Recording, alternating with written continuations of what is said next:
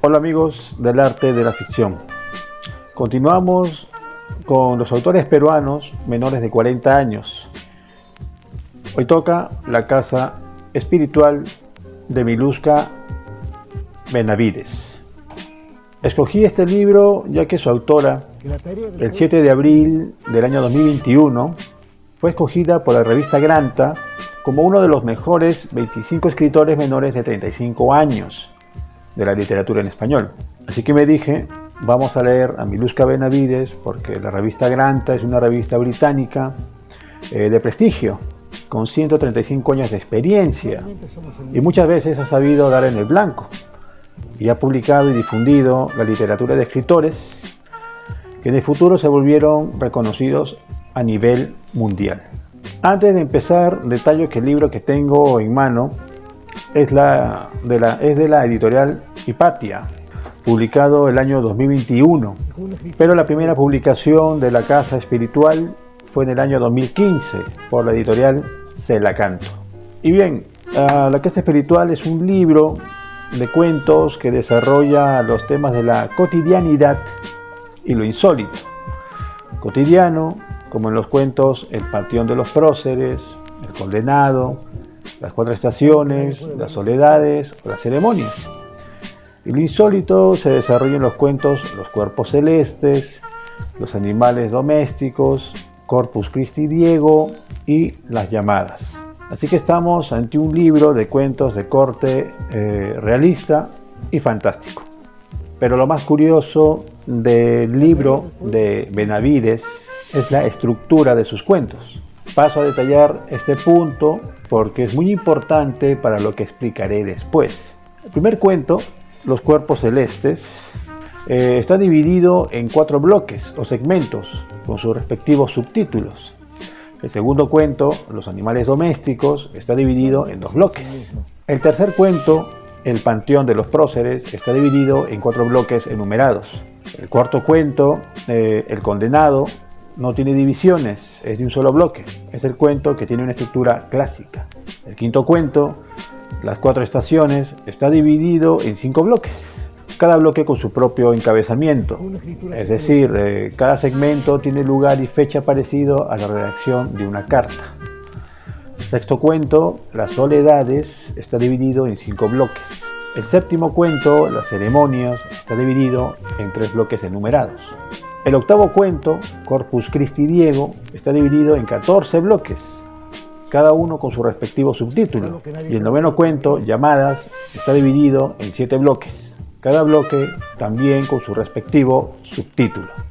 Entonces, lo que resalta a la vista es la estructura de bloques en el libro de Miluska Benavides. Y bueno, este uso de bloques se usa ya en el cuento moderno, como en los cuentos fantásticos de Washington Irving, Nathaniel Hawthorne.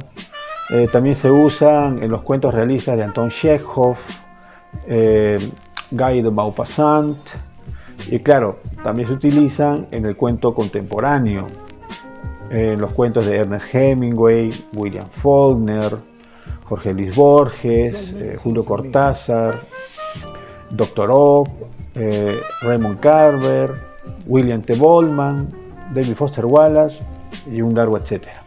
En el cuento fantástico podemos ver al cuento dividido en 3 bloques, en donde el primer bloque es usado a manera de introducción, donde el narrador, más cercano a la voz del autor, presenta la historia a contar. El segundo bloque es la historia en sí, y el tercer bloque es el epílogo, donde nuevamente interviene el narrador, cercano nuevamente a la voz del autor, reflexionando sobre la historia presentada. También se suele utilizar el tercer bloque a manera de documentos anexos, notas o postdatas, si es que lo narrado en el segundo bloque es un diario o testamento de un personaje narrador. Bueno, pasa el tiempo y el cuento incrementa su extensión. El cuento deja de ser un divertimento para niños o jóvenes y los temas cambian y el realismo hace su ingreso al espectro literario. Y ahora los bloques se utilizan para determinar distintos hechos o sucesos en una historia con una estructura más compleja. Y para explicar cómo los bloques se usan desde el cuento realista al día de hoy, paso a mostrar los siguientes gráficos. Tenemos aquí el primer ejemplo de uso de bloques, cuando tenemos un cuento con un tiempo extenso. Tenemos aquí 4 bloques y entre bloque y bloque tenemos un transcurrir del tiempo. Puedo poner como ejemplo el atroz redentor Lazarus Morel de Jorge Luis Borges en su libro Historia Universal de la Infamia, en donde se cuenta toda una biografía. Claro que como es un cuento tenemos que utilizar los hechos más importantes de la vida de Lazarus Morel, y entre hecho y hecho hay un transcurrir del tiempo. El ejercicio mental que haremos es rellenar los agujeros entre bloques con ese transcurrir del tiempo. La segunda forma de uso de bloques es cuando hay un tiempo aleatorio. Tenemos aquí los nudos más importantes, los hechos más importantes del cuento, y están en desorden. El ejercicio mental ya no será ya rellenar el tiempo que transcurre, sino ordenar los bloques. Aquel será la tarea del lector. Como tercer ejemplo de uso de bloques, tenemos varios personajes. Es cuando cada bloque de texto tiene un personaje distinto. Tenemos un cuento con 4 personajes y cada personaje tiene su propia historia. Al final las historias se entrecruzarán y continuarán ya unidas en los siguientes bloques. ¿Cuál es el enlace? Es averiguar con la lectura el espacio o tiempo que comparte. Eso ya será entregado por el escritor a medida que vayamos avanzando el cuento. Tenemos un cuarto ejemplo, que es el de varias historias. Tenemos aquí varias historias con distintos personajes. Estas historias no se van a entrecruzar, sino que cada una va a estar por separado. Lo que tendrán en común será un leitmotiv. Este es el ejercicio mental que vamos a hacer. Preguntarnos cuál es el leitmotiv, que puede ser un objeto, un color, una canción, un lugar, un tiempo, un espacio, etc. El truco está en averiguar cuál es el leitmotiv que une estas 4 historias distintas. Como quinto ejemplo tenemos 2 historias entrelazadas. Historias que jamás se van a unir. Lo que van a tener en común son los vasos comunicantes. Y ese es el ejercicio mental que haremos, preguntarnos cuáles son los vasos comunicantes. Y los vasos comunicantes casi siempre son algo abstracto, algo subjetivo, que solo el lector podrá averiguar con su lectura. Pero claro, el escritor tiene que poner de su parte, no puede ocultar del todo ese vaso comunicante. Y bien, explicado el uso de bloques, pasemos a ver La casa espiritual de Miluska Benavides. Voy a reseñar el primer cuento del libro Los cuerpos celestes. El cuento está dividido en 4 bloques. El primer bloque, titulado La última misión, trata sobre un periodista que a pocas horas de que la Tierra sea destruida por un cometa, se va a entrevistar a una anciana que es hija de un famoso astrónomo llamado Weller. El segundo bloque, titulado Algunos apuntes con ocasión de un cometa, es parte del diario del viaje del astrónomo Weller en su misión a investigar el cometa. Aquí en el segundo bloque no se hace mención al fin del mundo. El tercer bloque, titulado Dos sabios conversan, trata sobre 2 cosmógrafos del siglo XVII carteándose sobre sus observaciones sobre un cometa. Tampoco aquí se hace mención del fin del mundo. Y el cuarto bloque se titula La mujer que allí estuvo. Trata sobre la hija del astrónomo Weller, la anciana entrevistada por el periodista en la primera historia. Aquí la hija de Weller cuenta su vida de niña, el divorcio de sus padres, del astrónomo y su esposa, el travestismo de su padre, su mudanza y convivencia con sus abuelos paternos, sus estudios superiores en España y su participación en las manifestaciones del 15M del año 2011 en Madrid, su viaje a Nueva York como manifestante en contra del capitalismo y su testimonio de las explosiones de un edificio de Wall Street, muy parecido al ataque de las Torres Gemelas, pero no estamos en el año 2001, es mucho más adelante. En esta última historia no se detalla si lo acontecido es un atentado terrorista o quizá la caída de unos pequeños meteoritos o algún pequeño cuerpo celeste, no lo sé, no se detalla. La autora lo deja a la imaginación del lector. Analizamos los bloques y vemos que el enlace entre ellos es un leitmotiv, el cometa. Sin embargo, en el cuarto bloque no tenemos cometa, no se menciona ningún cometa. No obstante, la anciana Weller aparece en el primer y cuarto bloque. ¿Podemos decir entonces que la anciana Weller es el enlace de los bloques? No. Porque si la anciana es el enlace, el segundo y tercer bloque quedan sueltos. Imposible que el leitmotiv pueda ser el fin del mundo, porque el fin del mundo solo se usa en el primer bloque. Así que luego de varias lecturas y darle varias vueltas al cuento, llegó a la conclusión que la autora no supo trabajar bien el leitmotiv. El cuento está incompleto, no funciona. Los enlaces entre los bloques no funcionan y el cuento no funciona.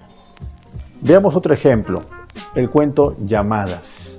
Está dividido en 7 bloques y se nos narra 2 historias distintas, A y B.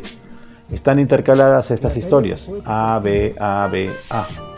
En el primer bloque, titulado Primera Llamada, hay 2 mujeres, Lucy y Evelyn, charlando.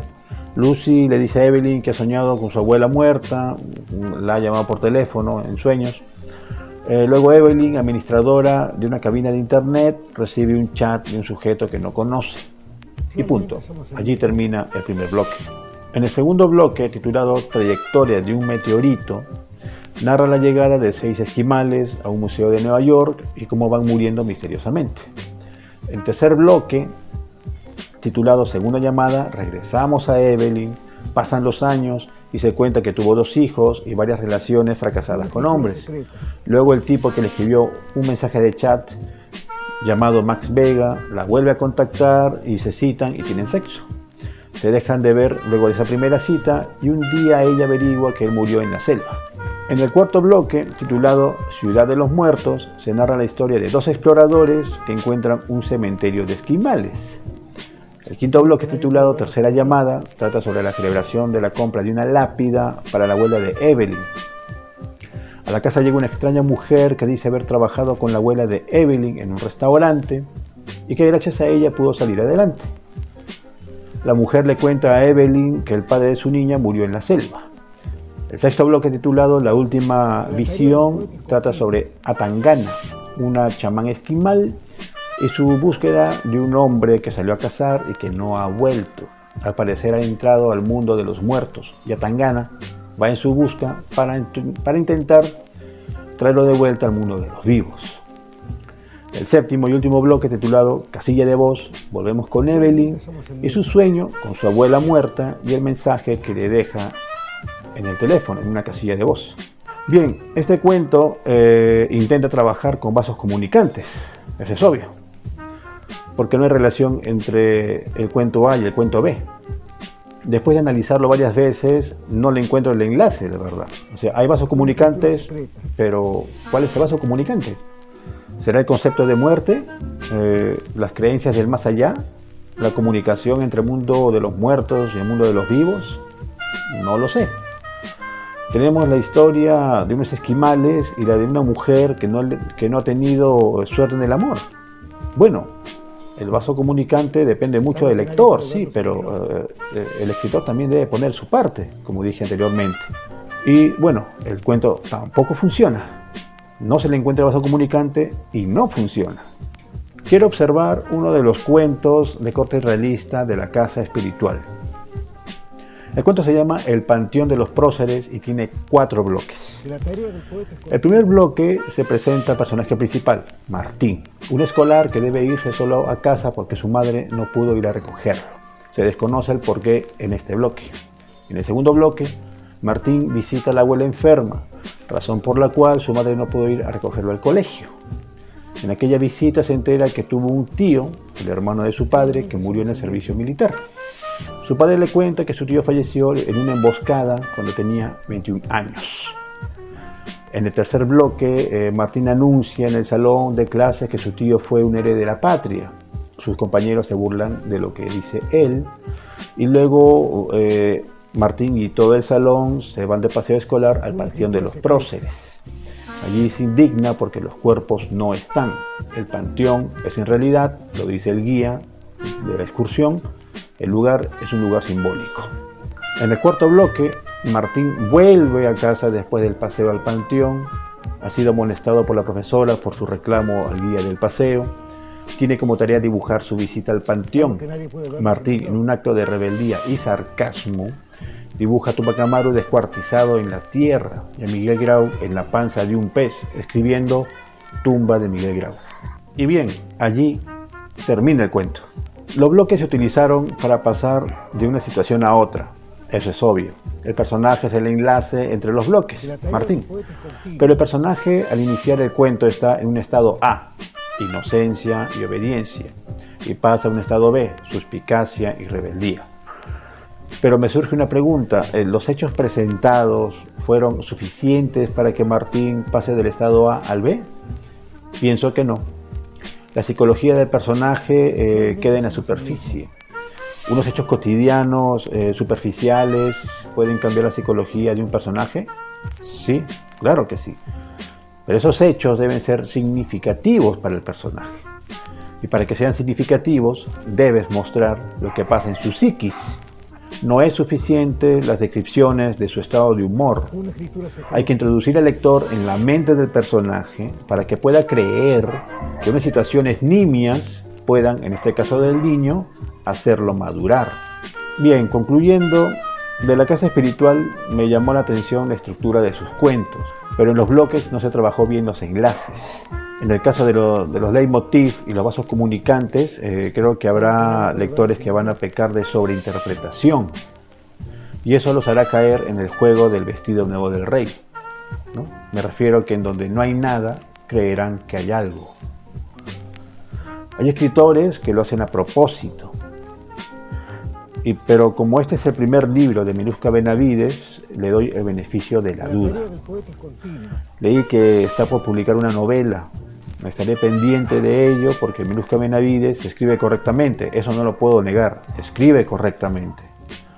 Aunque su narrador a veces es muy pasivo y hay pocas emociones en sus cuentos.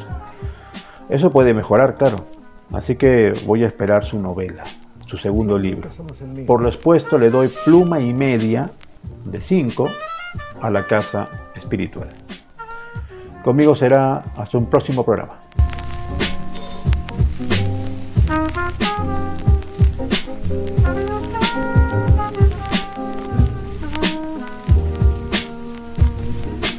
Es una escritura secreta.